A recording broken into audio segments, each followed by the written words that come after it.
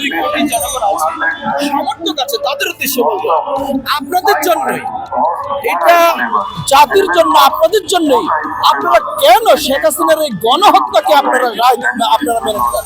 আপনারা তাকে রাস্তায় নেমে বিচার চান, এই রাস্তায় নেমে আপনারা তার ফাঁসি চান আপনারা, তাহলে এতে কি হবে? আপনারা পরিষ্কার হয়ে গেলেন। কেন আওয়ামী লীগের এই গণহত্যার এই দায় কেন আজকে তার সমর্থকরা নিবে?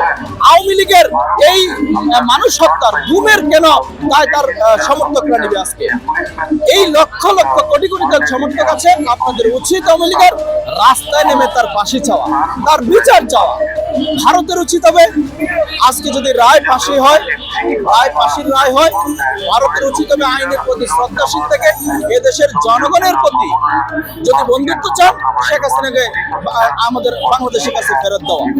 আর যদি সেটা না করেন নিশ্চয়ই বুঝবো ভারত কখনই বাংলাদেশের ভালো চায়নি, বাংলাদেশের জনগণের সাথে বন্ধুত্ব করে। আমি অনুরোধ করবো ভারতকে, বন্ধুত্ব পাল্টানো যায়, প্রতিবেশী কখনো পাল্টানো যায় না।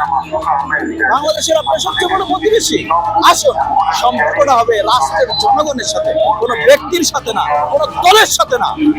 আর সন্ত্রাসীর সাথে প্রশ্নই আসে না। আজকের রায় যদি আর ফাঁসি হয়, আমাদের প্রত্যাশা থাকবে শেখ হাসিনাকে, এই সন্ত্রাসীকে, গণহত্যাকারীকে বাংলাদেশে ফেরত দেওয়া। তাহলে জনগণের সাথে সম্পর্ক হবে ভারতের।